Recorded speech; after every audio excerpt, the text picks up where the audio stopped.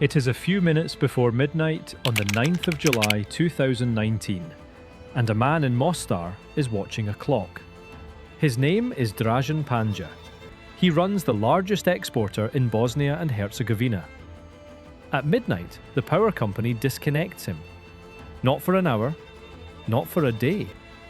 The bills have gone unpaid for months, and the electricity is going off.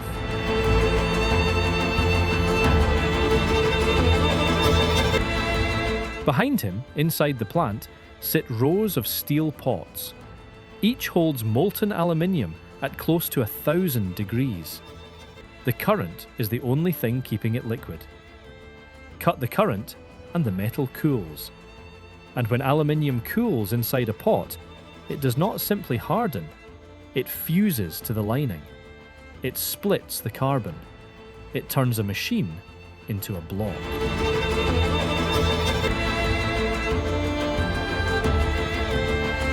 "900 people work here. 10,000 more live off what leaves the gate." 2 days earlier, the last serious buyer walked away from the table. At midnight, the line goes dead.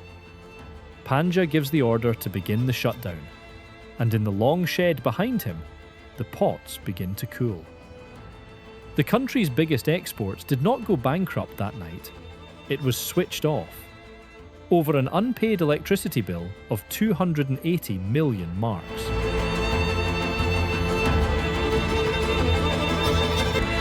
A story about a smelter dying of a utility bill is not really a story about a smelter. It is a story about what a country is for. For 40 years, this place was one of the great industrial workshops of Europe.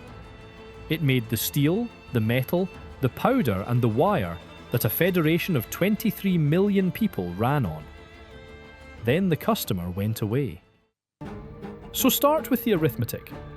In 2024, Bosnia and Herzegovina sold the world about $8.9 billion of goods. In the same year, it bought $15.9 billion. That is a gap of $7 billion on an economy of roughly $28 billion.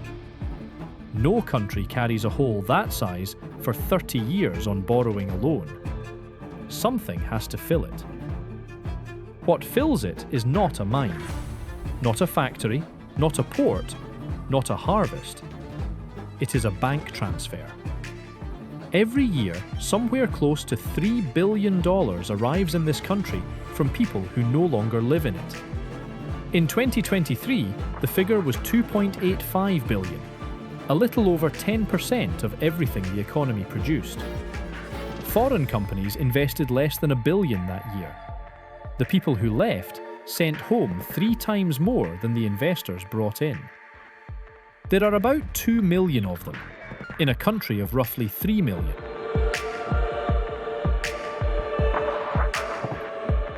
That is the thing the balance sheet keeps saying in different ways on different lines. The largest earner here is not something that comes out of the ground. It is somebody's shift in another country ending at 6 in the evening. But the strangest part is not that Bosnia is poor now. The strangest part is that it was never rich, not even at the height when it was pouring more than half of Yugoslavia's steel. That is the question worth following. How does a place make the heavy half of an entire country's industry and stay the poorest room in the house?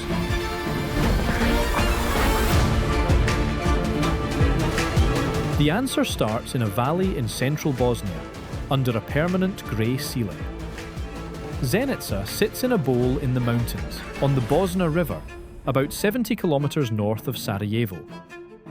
The valley is narrow. The air does not move through it quickly, and for most of a century, that valley has been filled with the output of a single works.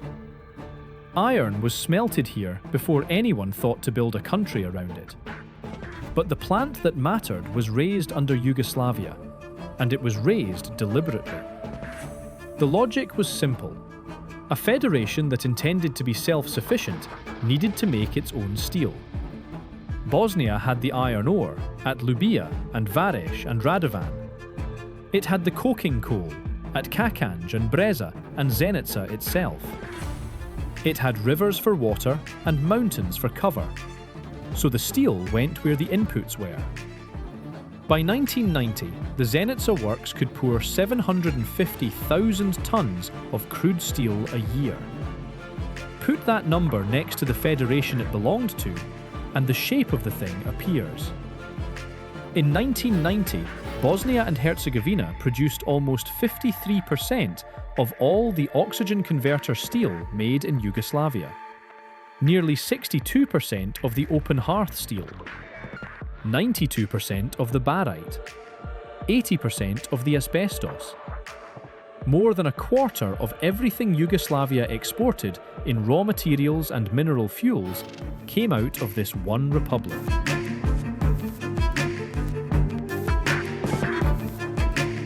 And yet, Bosnia was around 13% of Yugoslavia's economy. It held nearly a fifth of its people. Slovenia, small, alpine, with no iron, no coal and no ore of consequence, had an income per person that ran roughly 190% above Bosnia's. Almost 3 times as much, in the same country, using the same money. The reason is not mysterious once you look at what each republic was actually selling.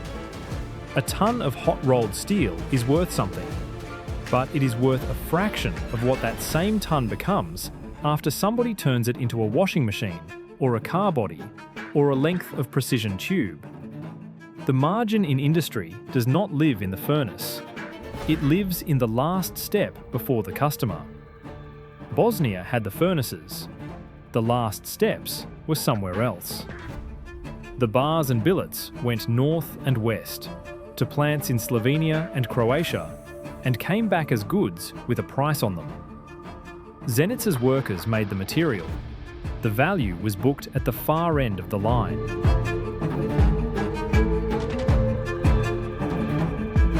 Everybody in the valley understood this. There is an old joke about it that is not really a joke, that Bosnia was the republic that carried the load and the last one invited to the table. It was not a conspiracy, it was arithmetic. A place that specialises in the heavy, dirty, low-margin end of a supply chain will always look busy and always look poor. The chimneys will be enormous. The wage packets will not be. That arrangement had one weakness, and it was fatal. It only worked as long as the customer existed.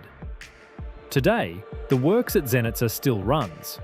It is owned by a global steel group now, and it makes reinforcing bar, wire rod, welded mesh, lattice girders, construction steel, sold into the Balkans, the European Union, and North Africa. Look closely at that list. Rebar and wire rod are the cheapest products a steel mill can make. They are the bottom rung. 35 years after the peak, the same valley, the same ore basin, the same furnaces, and the position on the ladder has not moved. If anything, it has slipped a rung. There is a photograph you can find of Zenica in the 1970s. The chimneys are working. The town below is new, planned, confident. 22,000 people worked in that plant at its height. The number today is a fraction of it. The valley still has the grey ceiling. It kept that. 80 kilometres to the northeast, another Bosnian town was built on something that came out of the ground. But this one had been selling it for 2,000 years, and the bill for that came due in a way nobody planned for. The town is called Tuzla. The name is not Slavic. It comes from the Turkish word tuz, salt. Before the Ottomans arrived and renamed it, it appears in the records as Salines. Before that, as Soli. Every name this town has ever had is just the local word for the thing underneath it.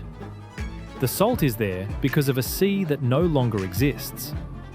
Millions of years ago, most of Central Europe lay under a shallow body of water called the Pannonian Sea. When it dried, it left its dissolved minerals behind, sealed in layers under what is now northern Bosnia. Rock salt, hundreds of meters of it, sitting directly beneath the town. For most of recorded history, people got at it the slow way. Salt springs surfaced naturally, and the brine was boiled off in pans over wood fires. Slow, laborious, and extremely valuable.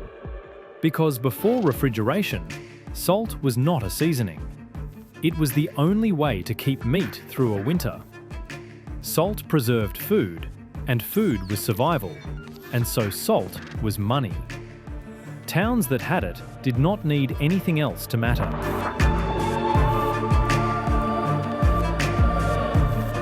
A factory replaced the boiling pans in 1885. And then, in the middle of the 20th century, somebody worked out a faster method. Instead of waiting for brine to rise, you drill a borehole into the salt bed. You pump fresh water down it. The water dissolves the salt into a saturated solution. You pump the solution back up, evaporate it, and take the crystals. It is enormously efficient. You never have to send a man underground. 1950. The first extraction wells go into the salt bed under Tuzla, and the pumps start. Brine comes up. Production climbs. The town above the wells grows into one of the industrial centres of Yugoslavia. And beneath the streets, in the dark, the salt bed begins to dissolve into a network of caverns. And the caverns begin to close. Rock salt does not leave a neat hole. As the water eats it, the roof sags. The layers above sink to fill the space. Slowly, evenly, across an area far wider than the wells themselves. Between the late 1940s and 1991, the centre of Tuzla came down by as much as 12 metres. Not in an instant, at a few hundred millimetres a year, and in 1983, at 1100 millimetres in a single year.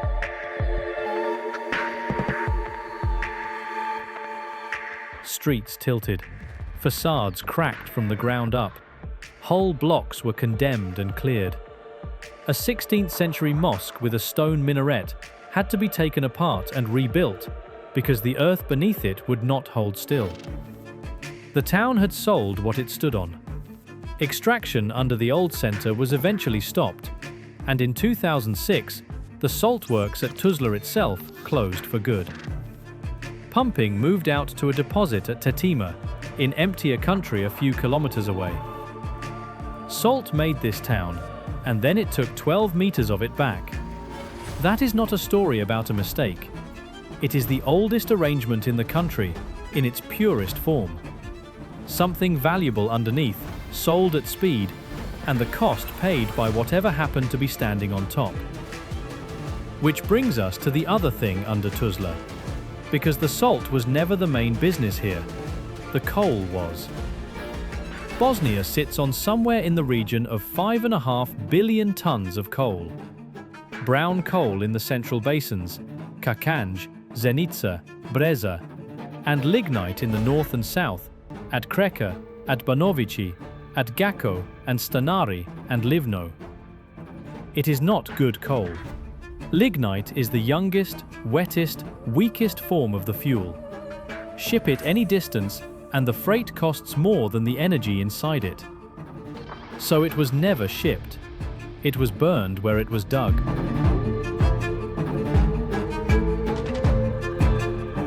The town of Kakanj sits in a valley an hour north of Sarajevo, and it is the clearest example in the country of what that decision produces.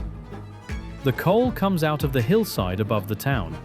It goes to a power station at the bottom of the valley, 450 megawatts, around 2.3 billion kilowatt hours a year. The electricity goes out on the grid. The waste heat does not leave. It is piped into Kakanj and heats the houses.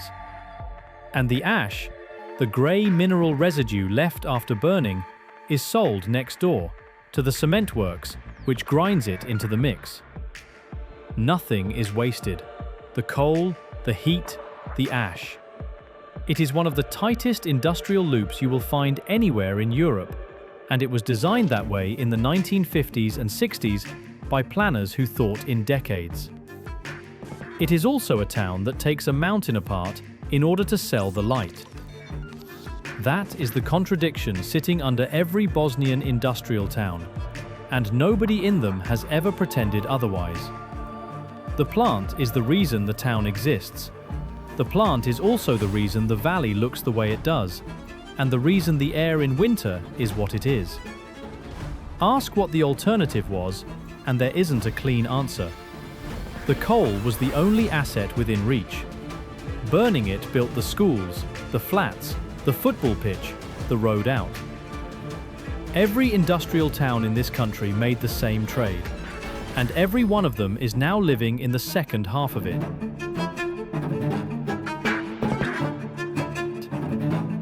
The ore towns made it too. They just made it earlier, and they had less left over. Northwest of Sarajevo, up in the hills, is a small town called Vareš. Iron has been taken out of the ground here since the Middle Ages.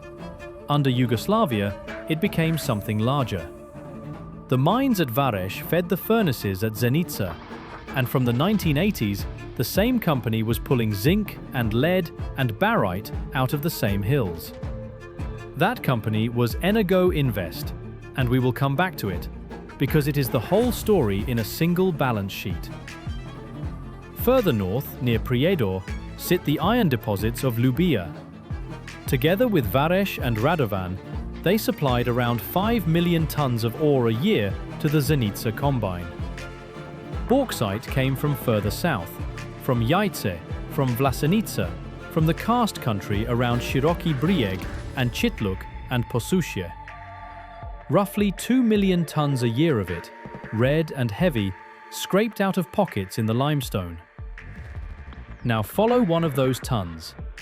The bauxite leaves Herzegovina and goes to a processing plant at Zvornik in the east or at Mostar in the south, where it is cooked with caustic soda under pressure until the aluminium oxide separates out. That is alumina, a fine white powder, about half the weight of the rock it came from. The alumina goes to a smelter. There it is dissolved in molten salts and hit with an enormous electrical current until pure aluminium collects at the bottom of the pot.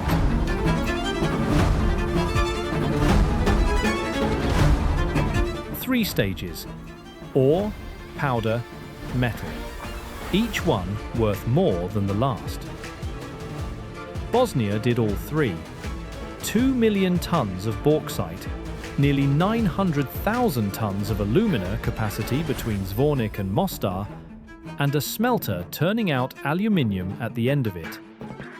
That is a complete chain, built from nothing inside 40 years, in a republic that in 1945 was mostly subsistence farming and did not grow enough food to feed itself.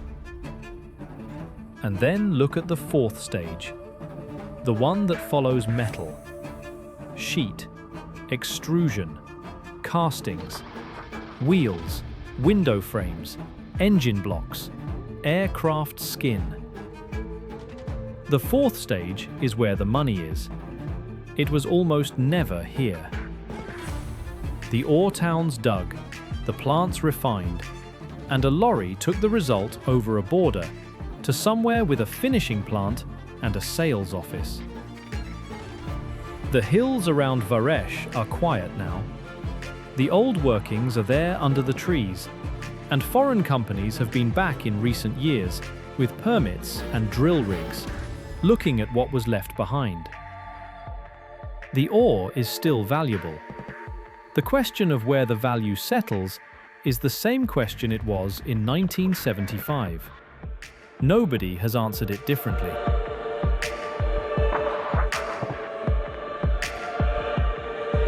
There is a question that hangs over the map of Bosnian industry, and it has nothing to do with ore. Why are so many of the most demanding factories, the precision workshops, the optics plants, the powder mills, tucked into small towns in narrow valleys, hours from any city, in places with no obvious reason to hold them? Konjic, Vitez, Novi Travnik, Bugojno, Gorazde, Vogoscia. Look at where they sit, and the pattern is unmistakable. Steep ground on both sides, a single road in, rivers, ridges, and a lot of sky between you and anybody looking for you. Yugoslavia built its most sensitive manufacturing where geography would protect it. A country that had broken with the Soviet bloc and refused to join the Western one had to assume it might one day stand alone. So the industry that a state cannot afford to lose was spread out and pushed into the mountains, dispersed, duplicated, hidden in the folds of central Bosnia. The works at Vogoscia dates from 1936. The plant at Konjic opened around 1950. Vitez made explosives and detonators. Novi Travnik made mortars and recoilless guns. Gorazde made primers and initiating charges. And in Mostar, a factory called Soko built aircraft. It was not only ordnance.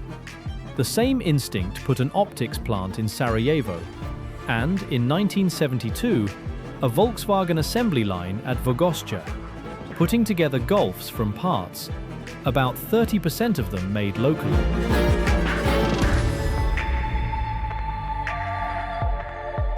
For a generation of Bosnians, this was simply what work looked like. You finished school in a valley town, and you went into a plant in that same valley. And the plant was good. Tight tolerances, real engineering, a technical culture that took decades to build and about 18 months to scatter. Some of those workshops are still there. The ammunition works at Konjic remains one of the larger industrial employers in the country, with over 1,400 people on the books. Others did not come through. Soko in Mostar, which built aeroplanes and was the pride of the Federation's engineering, is gone. And there is one more geographic fact that shaped every one of these balance sheets. It has to do with the sea. Bosnia and Herzegovina has a coastline. Most people are surprised by that. It is about 20 kilometers long at a town called Neum on the Adriatic. You can drive the whole of it in under 20 minutes. It is a beautiful stretch of water. Warm, clear, hotels on the slope above it, the Pelješac Peninsula sheltering the bay from the open sea. And it is almost useless for trade. The bay is shallow. There is no deep water quay, no container terminal, no railhead. Nothing that moves 50,000 tons of alumina moves through Neum. So a country with a coast has no port.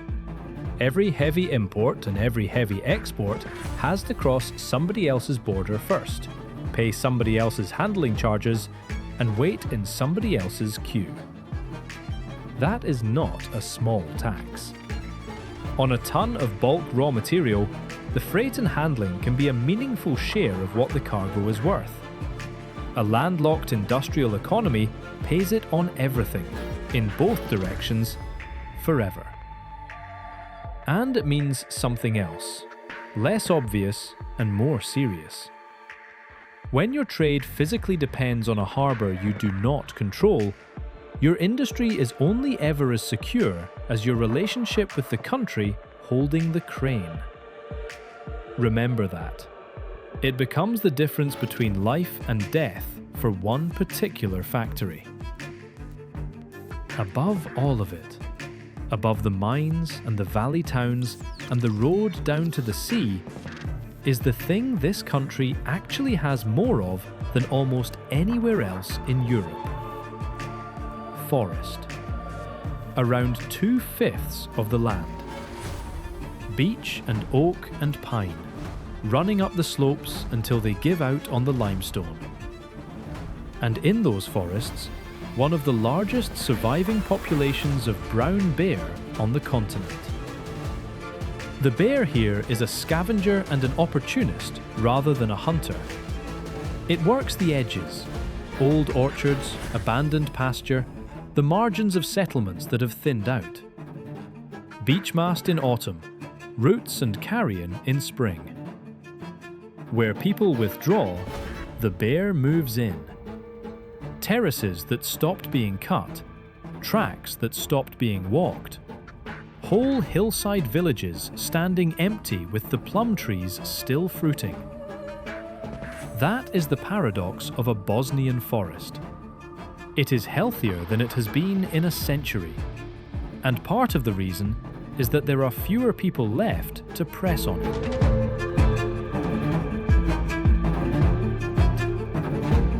Because between the country's industrial peak and everything that came afterwards, there is a period this story cannot go around. Between 1992 and 1995, Bosnia and Herzegovina was destroyed as an economy. More than 100,000 people were killed. 2 million were driven from their homes. More than half of everyone who had lived here before it started. By the end of 1995, the country was producing somewhere between 10 and 30% of what it had produced before. Income per person had fallen from around $1,900 to roughly $500. A 3/4 collapse. More than 8 in 10 people were receiving food aid.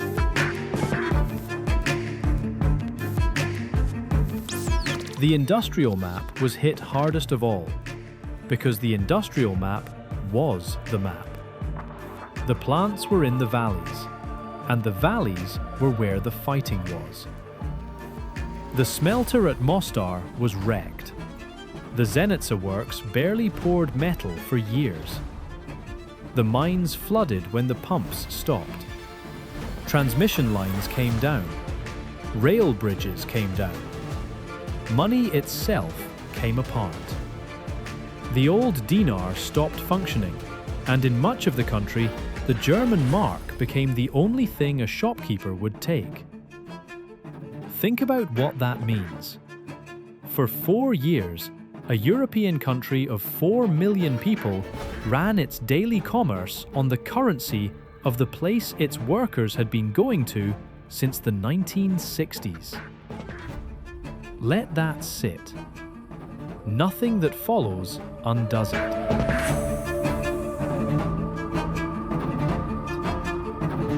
The war ended in 1995, and what happened to the economy afterwards is the part that is less discussed and, in the long run, shaped more of what the country looks like today. The plants that survived were state-owned. They had to be sold. The reasoning at the time was straightforward and widely shared. Transfer the socially owned combines to private hands, and private owners would bring capital, orders, and jobs. The reconstruction effort was enormous. 16 emergency operations from the World Bank alone in the first years, rebuilding roads, power, hospitals, schools. By 1998, output had recovered to about $4 billion, which sounds like progress until you set it against the benchmark.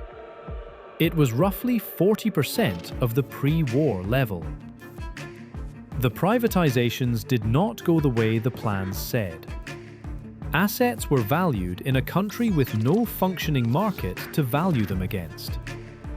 Combines that had been built as single machines, a mine, a plant, a housing block, a canteen, were broken into pieces and sold as pieces.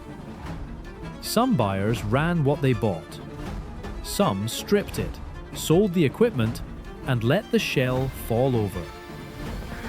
Whole workforces went from full employment to nothing inside a few years, in towns where the plant had been the only employer for 3 generations.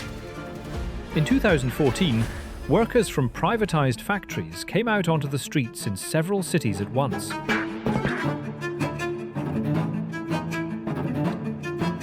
The war took the machines. The decade afterwards took the companies. And in 2019, on a July night in Mostar, the last of the great ones was switched off. To understand what was lost that night, go back to the beginning of it.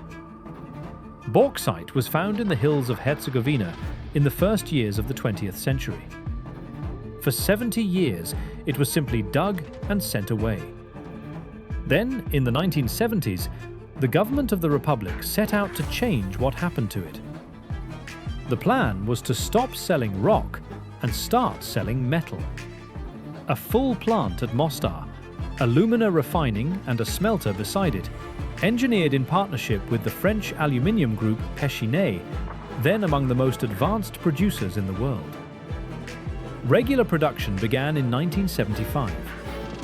Alumini was born. Look at why Mostar, and the logic is elegant.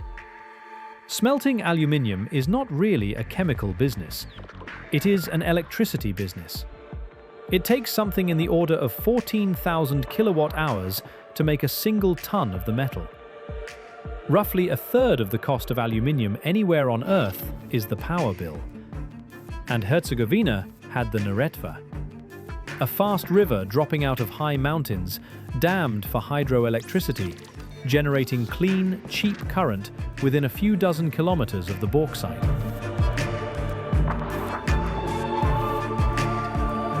Cheap power, local ore, a road to the sea. That is a smelter.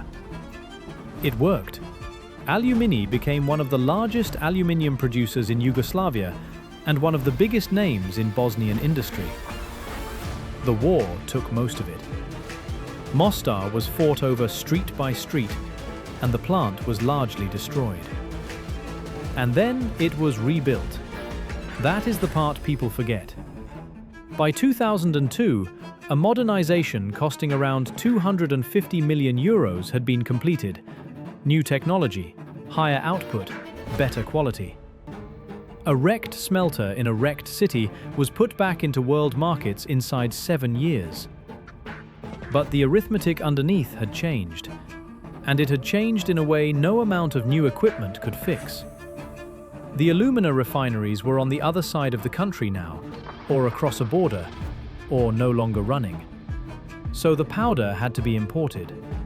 And the cheap electricity of the socialist era was gone, because power was now a commercial product sold at a market price. Suddenly, the two things a smelter must have cheaply, energy and alumina, were both bought at somebody else's price. The state kept it alive with a discounted power tariff. Every year the discount was argued over. Every year the debt got a little bigger.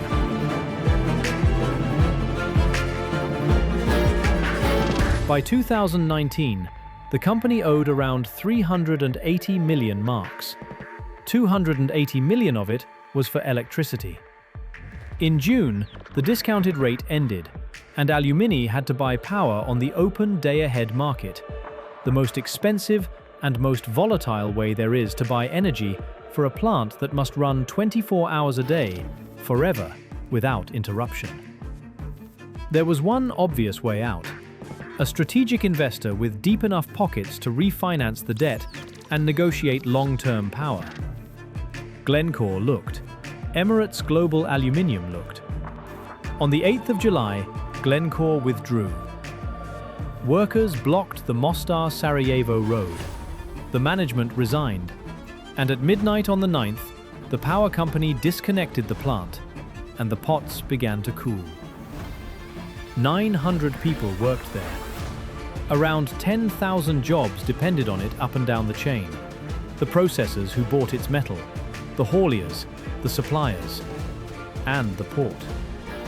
Alumini on its own accounted for about a fifth of everything moving through Ploče on the Croatian coast, the harbour that Bosnia does not have.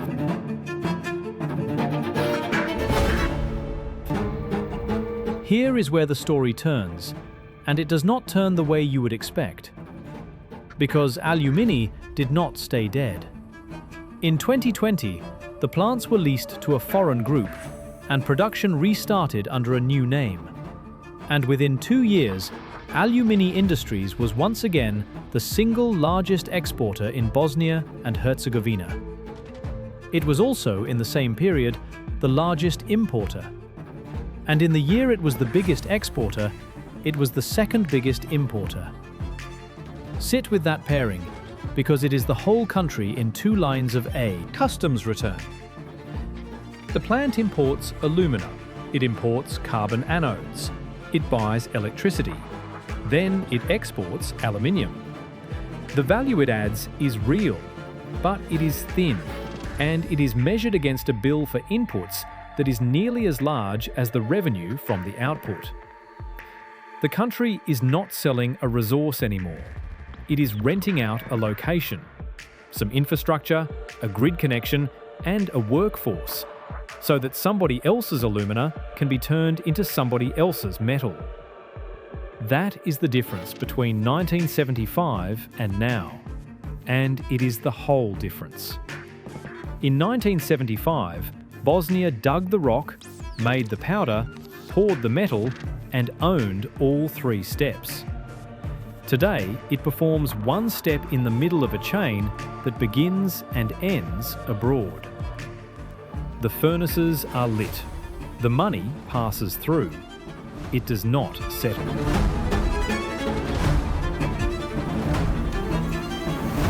So what does the country actually sell once you strip out the things that only pass through it? The honest answer begins with something invisible. Bosnia and Herzegovina is a net exporter of electricity. It has been for years. In a region where almost every neighbour buys power, this small, poor, mountainous country consistently sells it. The reason is the 2 things it was given by geography and never had to buy from anyone: water, falling a long way, and coal, close to the surface. By the end of 2024, the country had a little over 2,100 megawatts of large hydropower installed, and just under 2,000 megawatts of lignite plant. Generation runs at roughly 2/3 coal, 1/3 water, depending on the rain. The hydro is on the Neretva, the Drina, the Trebiznica, the Vrbas, rivers that drop hundreds of metres in a short distance through limestone gorges. The coal is the old story, industrialised. At Banovici, 2 open-cast mines work a lignite seam 12 metres thick, with drag lines and hydraulic shovels and trucks carrying 170 tonnes at a time.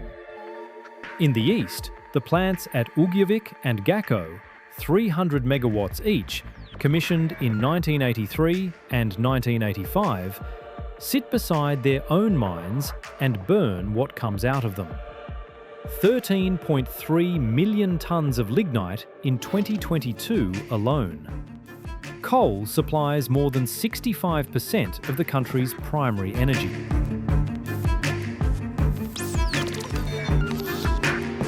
And then, in 2022, something happened to the price. 2022. An energy shock runs across Europe, and the wholesale price of electricity multiplies. Every country with spare generation is suddenly holding a very valuable asset. Bosnia is holding one.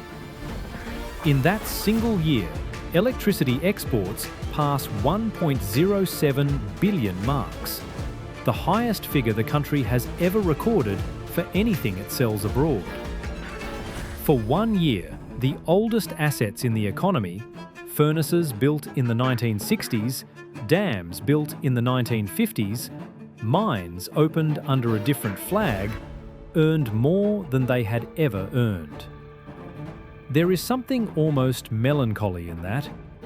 The most profitable thing this country did in the 21st century was to keep running equipment that somebody else installed before most of the people operating it were born. It is changing, slowly. The first wind farm came online in 2018 at Mesihovina in Herzegovina at 50 megawatts. Then Jelovaca, then Podvaleža, and in 2025, an 84 megawatt project near Livno. Solar has gone from almost nothing to hundreds of megawatts in a handful of years. But look at the underlying shape and it has not moved. The country generates current from what is physically inside its territory and sells it across a border at a price set somewhere else. It is the same relationship as the ore and the alumina and the steel. Sell the raw thing. Let somebody else decide what it is worth.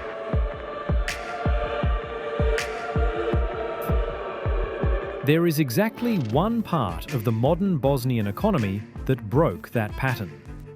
It is not in the capital, and it is not large.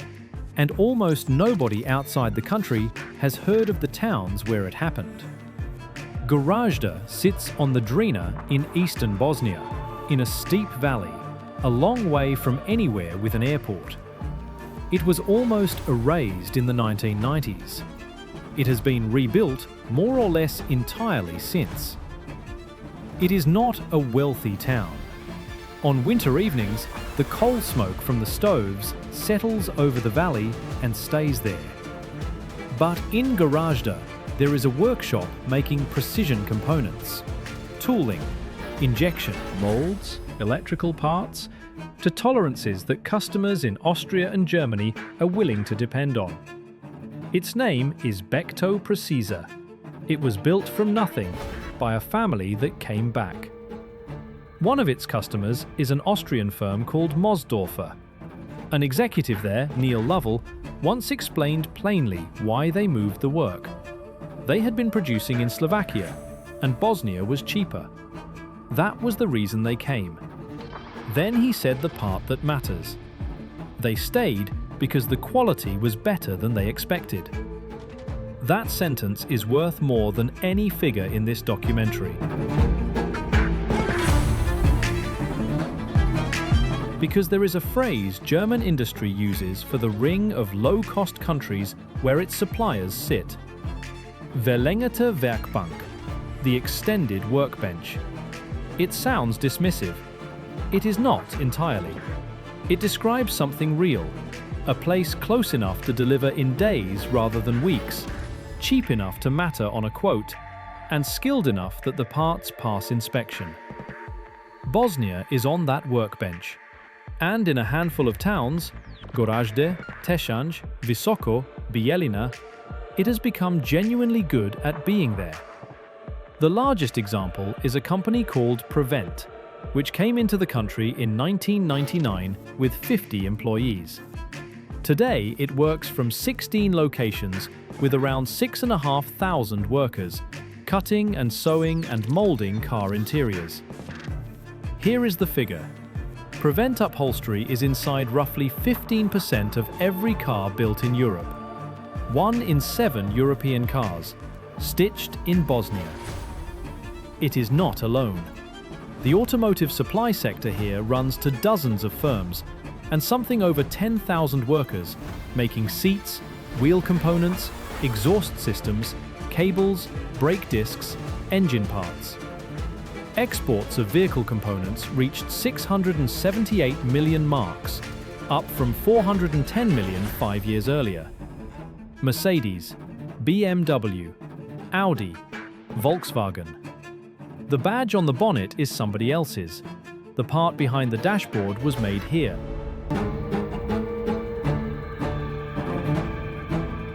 And that is the reframing this country deserves, because it is almost always described the wrong way round. Bosnia is not a place where industry failed. Bosnia is a place where industry survived a war, a currency collapse, a dismantled ownership system, and the loss of its entire domestic market, and then went out and won contracts on quality against competitors who had none of those problems. The workbench is honest work. The tolerances are real. The towns that hold these plants, Teshange especially, which has more working factories per head than almost anywhere in the country, did it largely without foreign rescue and largely without anyone noticing.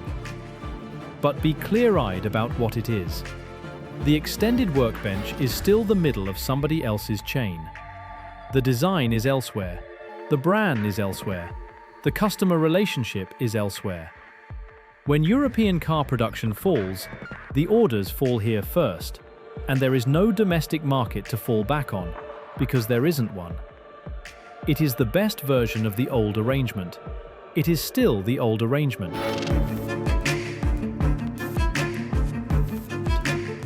The same pattern holds in the one sector this country has never had to import an input for. Around 2/5 of Bosnia and Herzegovina is under forest. Beech, oak, pine, spruce, on ground too steep to farm and too poor to sell. Wood is the only major raw material here that grows back on its own. The industry that works it is old. Sawmills, joinery shops, small furniture works, many of them descended from village workshops that predate every factory in this documentary. Wood exports reached around $760 million in 2020. And unlike almost everything else the country trades, the balance runs firmly in its favor. Furniture is now close to 8% of everything Bosnia sells abroad. Chairs, kitchens, panels, window frames. Shipped to Croatia, to Serbia, to Germany, to Italy. Some of it is finished, branded, and sold under a Bosnian name. Most of it is made to a specification written elsewhere, for a catalogue printed elsewhere, under a label the buyer will never associate with a valley in central Bosnia. Even the trees go out as somebody else's product.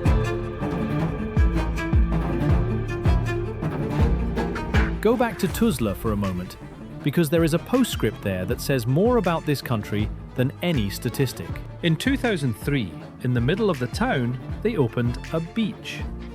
3 artificial lakes, 75,000 square meters of water, a kilometer of shoreline, 22,000 square meters of gravel shore.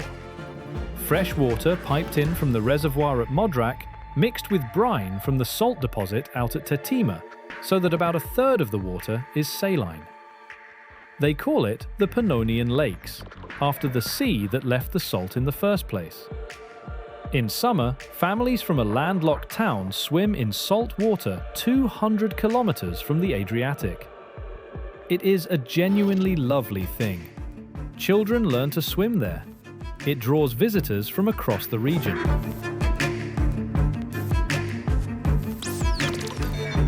And here is what almost nobody writing about it says out loud. The lakes are built on the ground the brine took. That water sits in a town that came down by 12 meters because of what was pumped out from underneath it.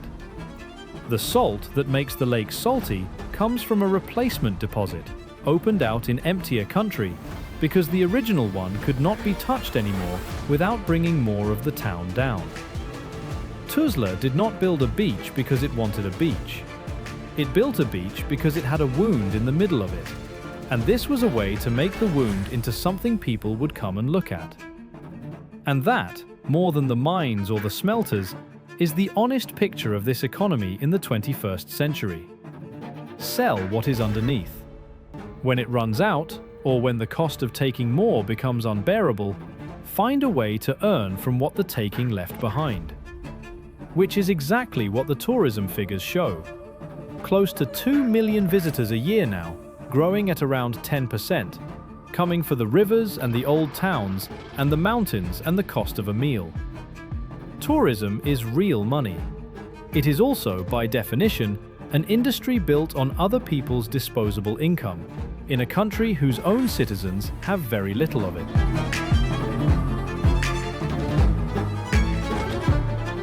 All of which brings us back to Sarajevo, and to a company you have already met twice. On the 19th of April, 1951, an engineer named Emmerich Bloom merged two small firms in Sarajevo into a design office. He called it Energo Invest. Within a generation, it was the largest company in Yugoslavia.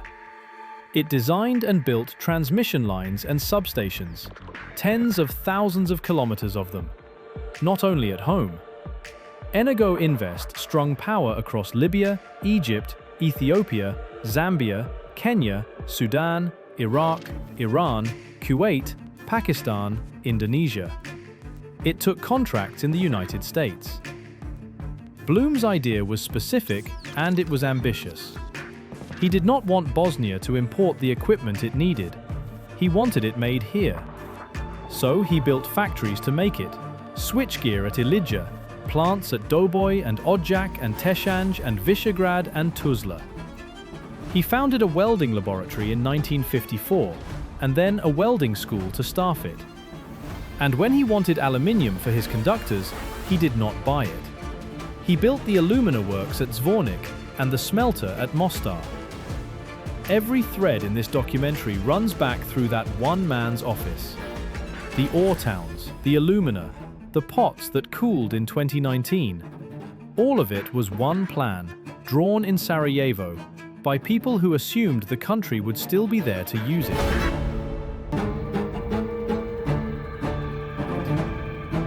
Now look at the same company in 2018. Revenue, about 66 million euros. A net loss of 5.5 million. 350 employees. Total equity, 0. Not a small number, 0. Everything the company owned was matched exactly by what it owed. The firm that wired half the developing world is now a mid-sized contractor with nothing left over at the bottom of the page.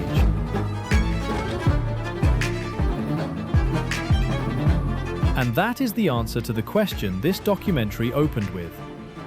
The republic that poured more than half of Yugoslavia's steel was never rich, because it never owned the last step. It made the material, the metal, the powder, and the current, and every one of those things is priced by whoever buys it, not by whoever makes it. For 40 years, that did not feel like a weakness, because the buyer was family. The market was internal. The steel went to Slovenia and came back as goods, and the whole thing was one country. So the question of where the margin settled was somebody else's problem. Then the country ended, and the buyer became a foreign customer with alternatives. Everything since has been the same economy, without the thing that made it work. Which leaves the question the title asked. If the steel is at the bottom of the ladder, the alumina is imported, the ore leaves unfinished, and the biggest exporter is renting its own plant, what does Bosnia and Herzegovina actually live on now? The answer is on a departure board.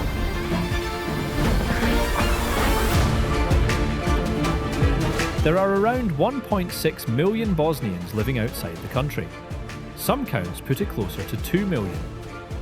Against the resident population of about 3 million, it is one of the largest diasporas in the world relative to the country it came from. This did not begin with the war. It began in 1965, when Yugoslavia signed a labour agreement with West Germany, and men from Bosnian valley towns started going north on 1- and 3-year contracts to build cars and pour concrete.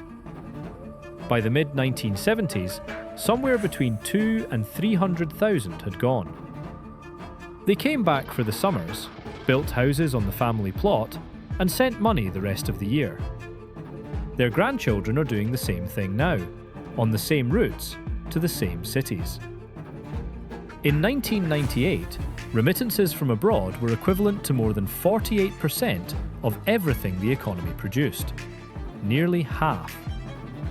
That has fallen as the economy recovered, to around 10.5% by 2023. But 10.5% of GDP is still $2.85 billion. It is still triple what foreign investors put in. It is still, year after year, the largest single flow of money into this country. And it is paid for by absence. The numbers underneath are the quietest part of the story. In 2023, there were 35,471 deaths in Bosnia and Herzegovina, and 26,451 births. A shortfall of 9,000 people in 1 year before anybody emigrates. Across 2005 to 2023, the cumulative gap was more than 125,000. The country has lost over 1 million residents since 1992. The median age has passed 45. And the labour figure that says the most. In early 2025, the employment rate stood at around 42.9%. Fewer than half of the working-age adults in this country are in a job. Not because half are unemployed, recorded unemployment is around 11%, but because so many of the people who would be working are working somewhere else. So the ledger closes like this. The mines send out ore. The plants send out metal made from someone else's powder. The grid sends out current. The workshops send out parts for cars sold in Munich and Turin. And the country sends out people, who send back money, which pays for the imports that the exports cannot cover. The currency is called the convertible mark. It was introduced in 1998, and it was named after, and fixed to, the Deutschmark. It is pegged to the euro on the same terms today. Bosnia's money is anchored to the currency of the country its workers go to. Nobody designed that as a symbol. It was a sound monetary decision that has held the currency steady for a quarter of a century. It is still the truest sentence in the national accounts.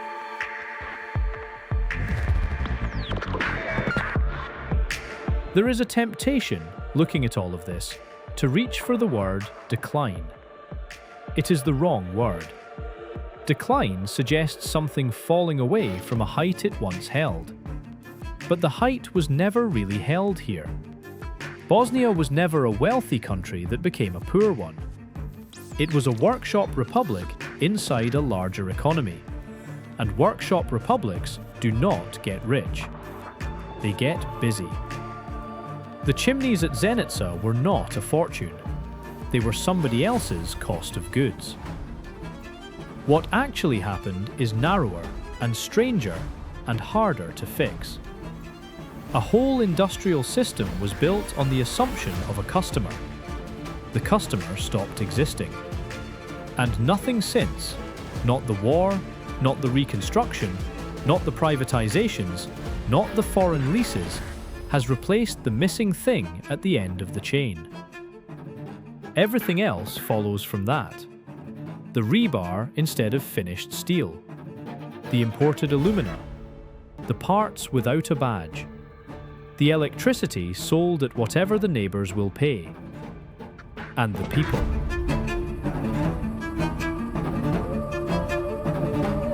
Because that is what an economy without a last step eventually exports. Not the ore, not the metal, not the current. Those go first. Then it exports the hours. A welder trained in a Bosnian technical school is worth a specific amount in a Bosnian workshop, and a different amount in a German one. The gap is the whole reason for the departure board. It is not a failure of anybody's character. It is the same arithmetic that sent the steel north in 1980, applied to a person instead of a billet. Walk through a valley town on a weekday morning and you can see the shape of it. New houses, well built, shutters closed. Cafes full at 11.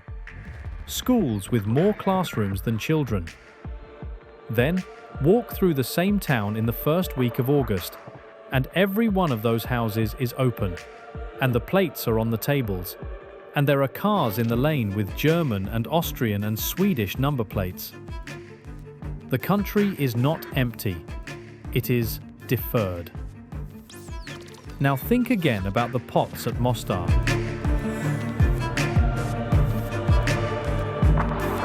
When a smelter is switched off, the damage is not the lost production. It is that the machine changes state. The metal fuses to the lining, the carbon cracks, and what you have afterwards is not a paused factory. It is a different object, and restarting it means rebuilding it. Some things restart. The smelter did, under a foreign lease, on foreign inputs, making a thinner margin than before. The workshops did, on other people's contracts. Some things do not restart in the same shape. A technical culture, once scattered, does not reassemble by itself. Neither does a generation. So what does Bosnia and Herzegovina live on now? It lives on current from rivers and lignite, on seat covers and brake discs, and injection molds made to a German drawing, on timber and furniture from 2/5 of a country under forest, on summer visitors, and on the aluminium that passes through Mostar without stopping. And more than any of those, it lives on the 2 million people who left, and on the money they wire home on the last Friday of the month.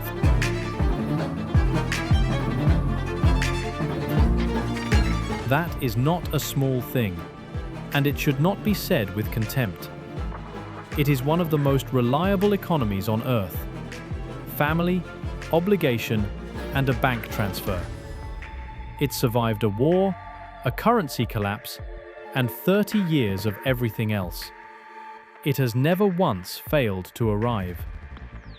But it is an economy that depends on people being somewhere else. And nobody knows how many generations that lasts. The grandchildren of the men who went to Germany in 1965 still send money. Whether the grandchildren of the people leaving now will still be sending it in 2060, to a house they have never lived in a valley they visit for 1 week a year, is a genuinely open question. There is no answer to it in the trade figures. There is no answer to it in the export statistics, or the electricity balance, or the number of cars in Europe carrying Bosnian upholstery. It sits somewhere between a departure gate in Sarajevo and a kitchen table in Stuttgart, and it will be settled by people making small, private decisions, one at a time, for the next 40 years.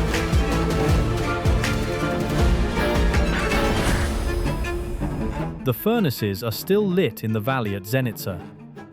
The lignite still comes out of the seam at Banovici. The lakes in Tuzla still fill every summer over ground that came down 12 meters. And somewhere on the last Friday of this month, a transfer will clear. That is what this country lives on, not what is under it. Who left it?